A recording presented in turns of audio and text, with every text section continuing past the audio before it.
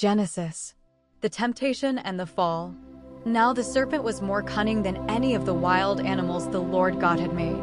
He said to the woman, "Did God really say, 'You must not eat from any tree in the garden'?" The woman said to the serpent, "We may eat fruit from the trees in the garden." But God said, "You must not eat fruit from the tree that is in the middle of the garden, and you must not touch it, or you will die."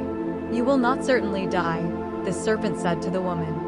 "For God knows that when you eat from it your eyes will be opened, and you will be like God, knowing good and evil."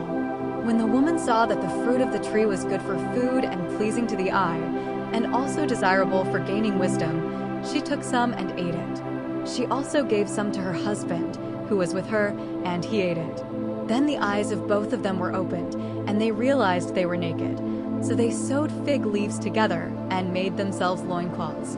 Then the man and his wife heard the sound of the Lord God as he was walking in the garden in the cool of the day, and they hid from the Lord God among the trees of the garden. But the Lord God called to the man, "Where are you?" He answered, "I heard you in the garden, and I was afraid because I was naked, so I hid." And God said, "Who told you that you were naked? Have you eaten from the tree that I commanded you not to eat from?"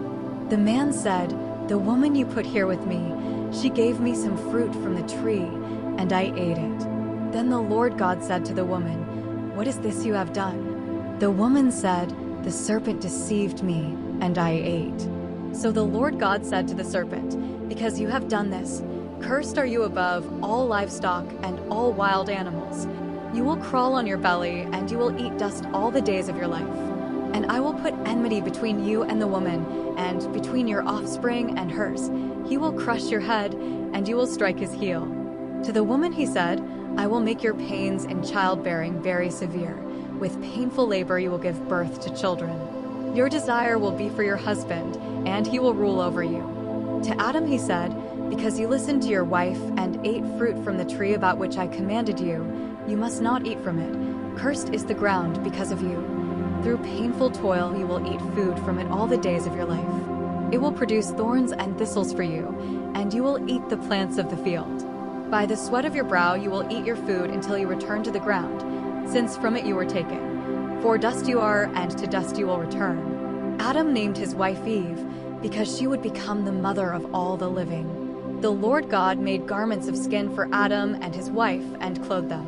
And the Lord God said, "The man has now become like one of us, knowing good and evil. He must not be allowed to reach out his hand and take also from the tree of life and eat and live forever." So the Lord God banished him from the Garden of Eden to work the ground from which he had been taken. After he drove the man out, he placed on the east side of the Garden of Eden cherubim and a flaming sword flashing back and forth to guard the way to the tree of life.